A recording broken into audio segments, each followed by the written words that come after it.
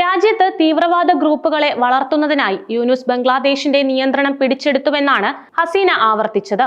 ബംഗ്ലാദേശിന്റെ ഇടക്കാല മുഖ്യ ഉപദേഷ്ടാവ് മുഹമ്മദ് യൂനുസിനെ വിമർശിച്ച് മുൻ പ്രധാനമന്ത്രി ഷെയ്ഖ് ഹസീന രംഗത്ത് വന്നിരിക്കുകയാണ്.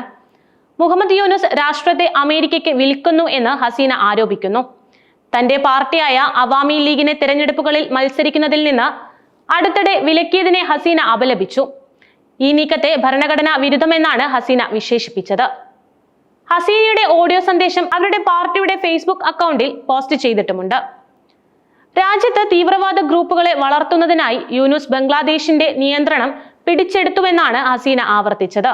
വിദ്യാർത്ഥികളുടെ നേതൃത്വത്തിലുള്ള അക്രമാസക്തമായ പ്രതിഷേധങ്ങൾ ഹസീന സർക്കാരിനെ അട്ടിമറിച്ചതിനെ തുടർന്ന് നോബൽ സമ്മാന ജേതാവ് കൂടിയായ മുഹമ്മദ് യൂനുസ് ബംഗ്ലാദേശിന്റെ ഇടക്കാല മുഖ്യ ഉപദേഷ്ടാവ് എന്ന സ്ഥാനം ഏറ്റെടുക്കുകയായിരുന്നു.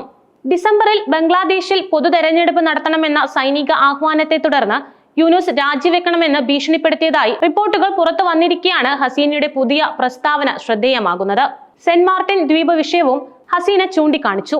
കുറച്ചു നാളുകൾക്ക് ശേഷമുള്ള തന്റെ ആദ്യ പ്രസ്താവനയിൽ മുൻ ബംഗ്ലാദേശ് പ്രധാനമന്ത്രി വീണ്ടും സെന്റ് മാർട്ടിൻസ് ദ്വീപ് ഏറ്റെടുക്കാനുള്ള അമേരിക്കയുടെ ഉദ്ദേശത്തെക്കുറിച്ച് പരാമർശിച്ചു.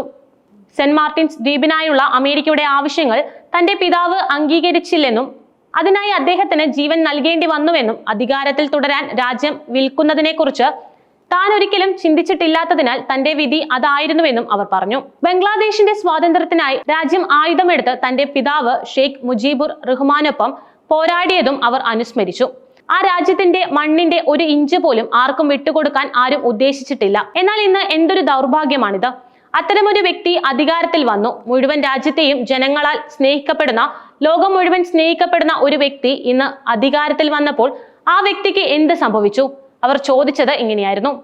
ഭീകരരുടെ സഹായത്തോടെയാണ് മുഹമ്മദ് യൂനുസ് അധികാരം പിടിച്ചെടുത്തതെന്നും ഷെയ്ഖ് ഹസീന ആരോപിക്കുന്നുണ്ട്. ഇടക്കാല മുഖ്യ ഉപദേഷ്ടാവിനെ തീവ്രവാദി നേതാവ് എന്നാണ് ഹസീന വിശേഷിപ്പിച്ചത്. അവാമി ലീഗിനെ നിരോധിച്ചതിന് പരിവർത്തന സർക്കാരിനെയും അവർ വിമർശിച്ചിരുന്നു. ഈ നീക്കം നിയമവിരുദ്ധവും ഭരണഘടനാ വിരുദ്ധവുമാണെന്ന് അവർ വാദിച്ചു.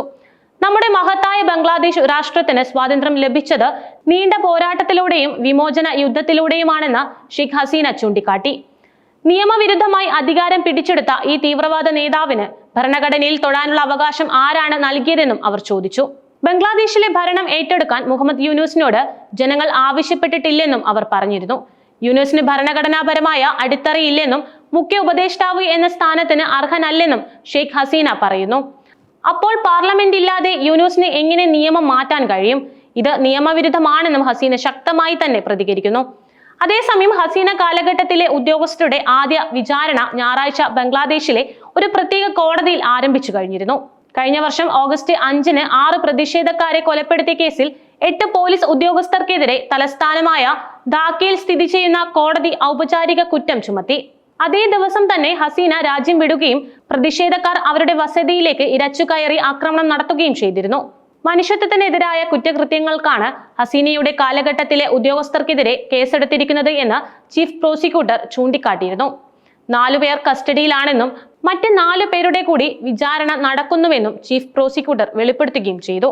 അതേസമയം ഭീകരവാദത്തിനെതിരെ ഇന്ത്യ ആഗോള കൂട്ടായ്മ സംഘടിപ്പിക്കാനും ഇന്ത്യയുടെ സൈനിക ശേഷി വർദ്ധിപ്പിക്കാനും പ്രധാനമന്ത്രി നരേന്ദ്രമോദി ലക്ഷ്യമിടുന്നുണ്ടെന്നുള്ള റിപ്പോർട്ടുകൾ പുറത്തു വന്നിരുന്നു. ഇന്ത്യയെ ഗുരുതര ഭീഷണിയായി പാകിസ്ഥാൻ കാണുന്നുവെന്നും ഇന്ത്യയെ നേരിടാൻ തന്ത്രപരമായ ആണവായുധങ്ങൾ വികസിപ്പിക്കുന്നതുൾപ്പെടെ സൈന്യത്തെ ആധുനികവൽക്കരിക്കാനുള്ള ശ്രമങ്ങൾ തുടരുമെന്നും അമേരിക്കൻ ഡിഫൻസ് ഇന്റലിജൻസ് ഏജൻസിയുടെ റിപ്പോർട്ടിൽ പറയുന്നുണ്ട്. വേൾഡ് ത്രെറ്റ് അസസ്മെന്റ് റിപ്പോർട്ടിലാണ് പാകിസ്ഥാൻ ഇന്ത്യയെ ഭയക്കുന്നുവെന്നും ഇന്ത്യക്കെതിരെ ആണവായുധങ്ങൾ വികസിപ്പിക്കുന്നതിനുള്ള മാർഗങ്ങൾ തേടുന്നുവെന്നുമുള്ള കാര്യങ്ങൾ ചൂണ്ടിക്കാണിച്ചിരിക്കുന്നത്. DIAയുടെ വേൾഡ് ത്രെറ്റ് അസസ്മെന്റ് റിപ്പോർട്ടിൽ പാകിസ്ഥാനിലെ ഭീകര ഗ്രൂപ്പുകൾക്കെതിരെ ഇന്ത്യ നടത്തിയ ഓപ്പറേഷൻ സിന്ദൂറിനെയും അതിന്റെ ഫലമായി ഉണ്ടാകുന്ന സംഘർഷങ്ങളിലെ വർധനവിനെയും പരാമർശിക്കുന്നുണ്ട്. ഭീകരവാദത്തിനെതിരെ ഇന്ത്യ ആഗോള കൂട്ടായ്മ സംഘടിപ്പിക്കാനും ഇന്ത്യയുടെ സൈനിക ശേഷി വർദ്ധിപ്പിക്കാനും പ്രധാനമന്ത്രി നരേന്ദ്രമോദി ലക്ഷ്യമിടുന്നുണ്ടെന്നും റിപ്പോർട്ടിലുണ്ട്.